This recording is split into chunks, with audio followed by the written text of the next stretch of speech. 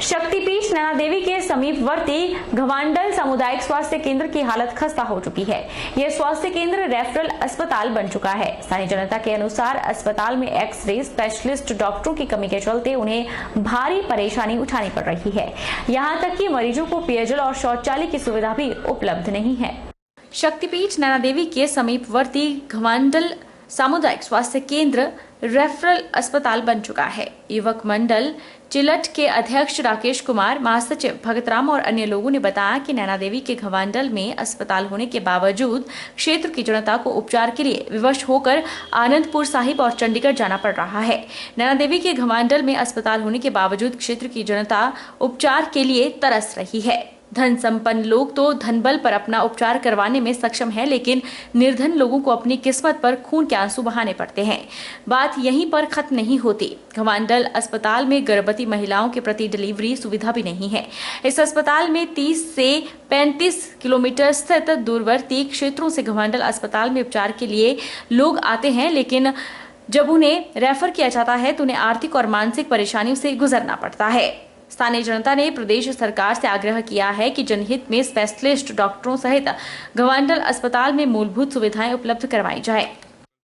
कि हमारे श्री नैना देवी जी में हॉस्पिटल है CHC घवांडल में, जो कि बना तो कई सालों से है, लेकिन इसमें कोई फैसिलिटी नहीं है। जैसे कि एम्बुलेंस की सुविधा जो है यहाँ पर अभी कुछ दिन पहले मंदिर ट्रस्ट को किसी ने गिफ्ट की थी, तो अभी कल से ये शुरू हुई एम्बुलेंस की। बाकी जो अगर हॉस्पिटल की कोई एम्बुलेंस कहा जाए तो कोई एम्बुलेंस नहीं है, जिससे लोगों को यहाँ से 25-30 किलोमीटर की दूरी पर सारे लोग यहाँ पे श्री नैना देवी जी में ही आते हैं, तो इनको खुद अपने खर्चे पर आना पड़ता है। बहुत दूर दूर से आते हैं, नदी के किनारे से आते हैं लोग। कि हमारे जो नैना देवी में हॉस्पिटल है उसकी सुविधा में खेद है। जैसे कि कोई डिलीवरी वहाँ केस नहीं हो सकता है, कोई भी एक्सरे मशीन वहाँ उपलब्ध नहीं है,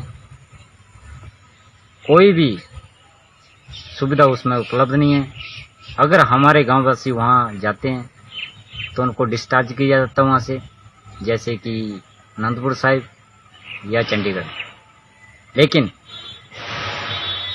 हमारे डिस्ट्रिक्ट बिलासपुर में जो श्री नैना देवी हॉस्पिटल में गांव आते हैं वो अति गरीब लोग हैं, जो कि चंडीगढ़ या आनंदपुर जाने में अक्षम है। ऊना के महतपुर स्थित एक निजी शराब फैक्ट्री के कर्मचारियों को पिछले 5 महीने से वेतन नहीं मिला है। फैक्ट्री बंद होने से 100 से ज्यादा मजदूरों को रोजी रोटी के लाले पड़े हुए हैं। मजदूरों ने फैक्ट्री को शुरू करने और वेतन देने की गुहार जयराम सरकार से लगाई है। हिमाचल प्रदेश के ऊना जिला के महतपुर में स्थित एक शराब फैक्ट्री के कर्मचारी फैक्ट्री बंद होने के कारण पिछले 5 महीने से वेतन के लिए तरस रहे हैं। फैक्ट्री की तरफ से नोटिस लगाकर बाहर का रास्ता दिखा दिया गया है, जिसके बाद मजदूर रोजाना फैक्ट्री के गेट पर आकर अपनी हाजिरी लगाकर चले जाते हैं। इन मजदूरों की माने तो वेतन न मिलने के कारण उनके घर की हालत काफी खराब हो रही है। वह जब भी फैक्ट्री प्रबंधन से बातचीत करते हैं और पेमेंट का भुगतान करने की मांग करते हैं तो फैक्ट्री प्रबंधन फैक्ट्री को शुरू होने के बाद पेमेंट दिए जाने का आश्वासन देता रहता है। इन मजदूरों ने सरकार से इस फैक्ट्री को शुरू करने और उनकी पेमेंट दिलाने की मांग की है।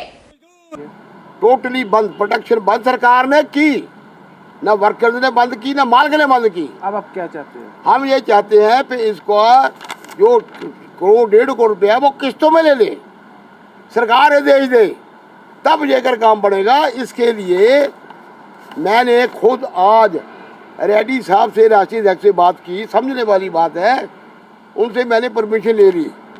अगर ये 30 जून तक, कुछ मेरे अपने पर्सनल काम है, 30 जून तक फैक्ट्री नहीं चली तो हम यहाँ पर क्या करेंगे? ट्रेड यूनियन इलेक्शन में पहले जोबन में आ जाऊँगा। मैंने 1966 में हड़ताल की थी। क्या करेंगे? हम जाने नहीं, जाम लगाएंगे यहाँ पर। हमने स्ट्राइक नहीं की है, इन्होंने हमें बाहर ले ऑफ लगाकर 4-5 महीने से बाहर बिठा रहा है जी। ये फैक्ट्री बंद पड़ी है जी। अब हमें पता चला गवर्नमेंट कह रही है कि जो इन्होंने पैसा देना 1.5-2 करोड़ रुपया एक बारी दो। हमका यही गुजारिश है मुख्यमंत्री से कि जो भी पैसा लेना है किस्तों में लेकर फैक्ट्री को चलाएं। हिमाचल प्रदेश पथ परिवहन निगम की बसों के पहिए 29 मई को थम सकते हैं।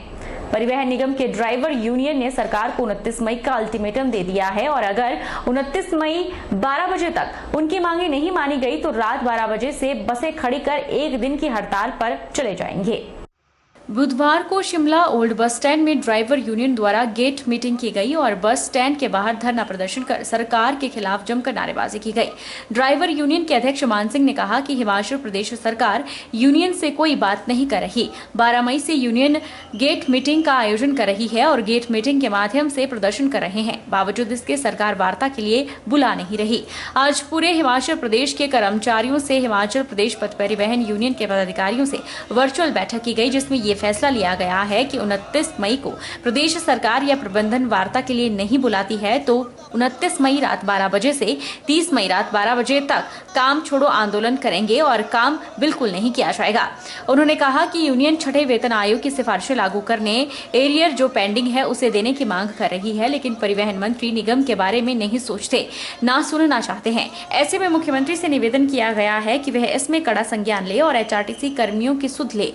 अगर कोई वार्ता नहीं की जाती है तो 24 घंटे की काम छोड़ो आंदोलन के बाद उग्र आंदोलन करने से भी यूनियन पीछे नहीं हटेगी।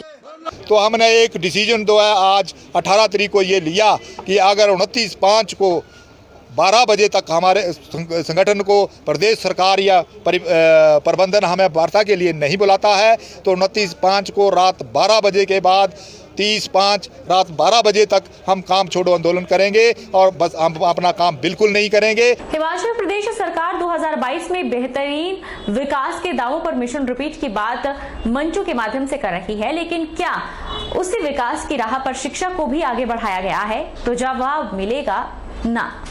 हम बात कर रहे हैं चंबा जिला के अंतर्गत आने वाले चुनाव विधानसभा क्षेत्र के राजकीय वरिष्ठ माध्यमिक पाठशाला रेला की, जहां स्कूल को 2017 में अपग्रेड होकर सीनियर सेकेंडरी स्कूल बनाया गया था, लेकिन शायद सरकार स्टाफ देना भूल गई है। हिमाचल प्रदेश के चंबा जिला में सरकारी स्कूलों की हालत खस्ता है।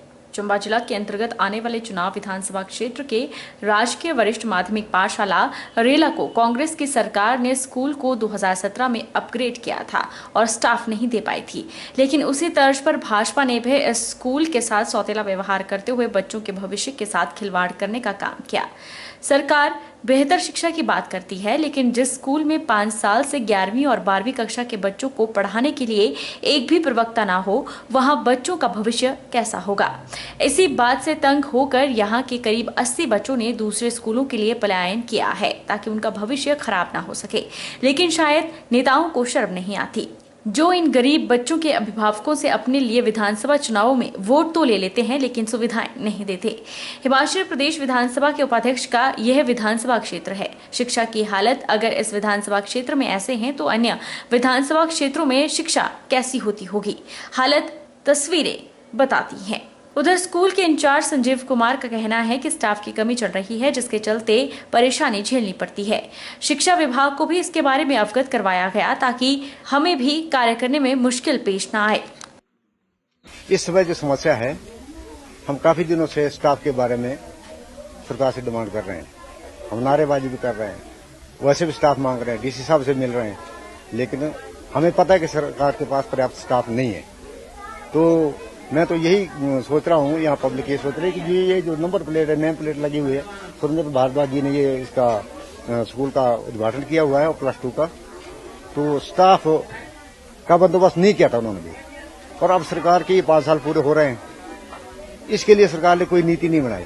मुझे शायद लगता है कि राजनीति का खेल हो रहा है या हमारे साथ ये मतलब सौतेला व्यवहार हो रहा है। सोलन जिला परिषद की बैठक जिला परिषद अध्यक्ष रमेश कुमार की अध्यक्षता में आयोजित हुई। वहीं अतिरिक्त उपायुक्त जफर इकबाल भी इस मौके पर विशेष रूप से उपस्थित रहे। इस दौरान बिजली, पानी सहित नए और पुराने मुद्दों को मिलाकर करीब 100 मुद्दे आए। अतिरिक्त उपायुक्त ने अधिकारियों को आदेश दिए कि जो भी मुद्दे इस बार आए हैं उन्हें अगली बैठक में न आने दिया जाए और 3 महीने में उसका निपटारा हो जाना चाहिए। परिषद की जो त्रैमासिक बैठक है, जो क्वार्टरली मीटिंग होती है, वो थी आज। उसमें 56 पुराने मुद्दे थे जो पिछली बैठक से थे और 14+ मुद्दे जो और 2-4 जो मेजर फाइनल जो मुद्दे थे वो डिस्कस हुए हैं। मेजर जो है वो पानी को लेके हैं, क्योंकि गर्मियों का मौसम चल रहा है, पानियों के इश्यूज़ है लोगों के, और IPH को जल शक्ति विभाग से रिलेटेड इश्यूज़ थे, रोड्स को रिपेयर के ज़्यादातर इश्यूज़ हमारे पास आए, फिर APMC से कुछ इश्यूज़ हैं, अच्छा बागवानों के कुछ इश्यूज़ थे, बड़े डिटेल में सारी चीज़ों की डिस्कशन हुई है और जितने भी अधिकारी यहाँ पे आए उन सब ने नोट किया है। और हमने ये चीज़ आज की मीटिंग में स्पेशल ये ली है कि जितने भी मुद्दे इस मीटिंग में डिस्कस हुए हैं तो अगली बार से पेंडेंसी नहीं होनी चाहिए, मतलब 3 महीने इनफ होते हैं उस चीज़ को डिस्पोजल करने के, और ऑन रिकॉर्ड बोला गया है कि अगली मीटिंग से पहले जो आज उनके ध्यान में आ गया है वो अपना डिस्पोजल या एक्शन टेकन रिपोर्ट लेके ही आएँ। प्रदेश में भारी गर्मी पड़ने के कारण जंगलों में भीषण आगजनी के मामले सामने आ रहे हैं। वहीं नालागढ़ के जंगल आग से धधक रहे हैं। इस समय नालागढ़ क्षेत्र में 45 से 43 डिग्री तापमान का अनुमान लगाया जा रहा है। एक माह में कुल 14 बार नालागढ़ क्षेत्र के जंगलों में आग लग चुकी है।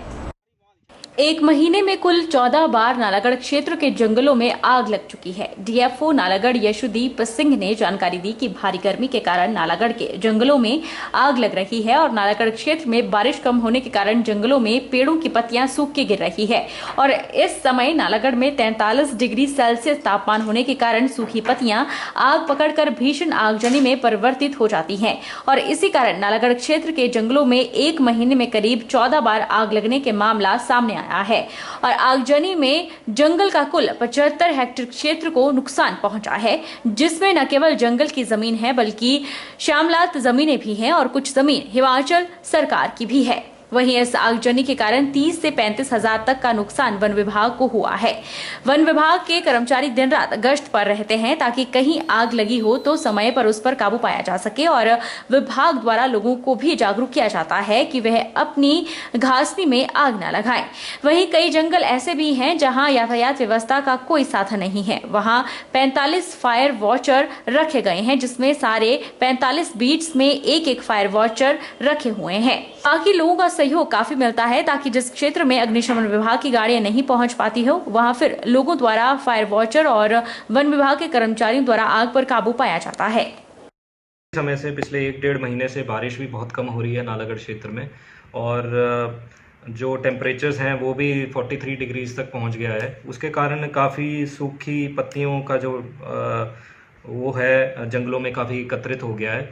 उसके कारण कुछ आग की घटनाएं लगी हैं, जैसे हमारे टोटल जो नालागढ़ फॉरेस्ट डिवीज़न है उसमें टोटल 14 केसेस हुए हैं फॉरेस्ट फायर के और इसमें टोटल एरिया जो है 75 हेक्टेयर जला है, जो कि ना केवल जंगल की ज़मीन है, वो इसमें इंक्लूडेड शामलात ज़मीनें भी हैं जो दूसरी हिमाचल प्रदेश सरकार की हैं और लगभग हमारा 30 से 35 हज़ार तक का जो है नुकसान भी इसमें हुआ है, जिसमें हमारी कुछ प्लांटेशंस को भी आग लगी है।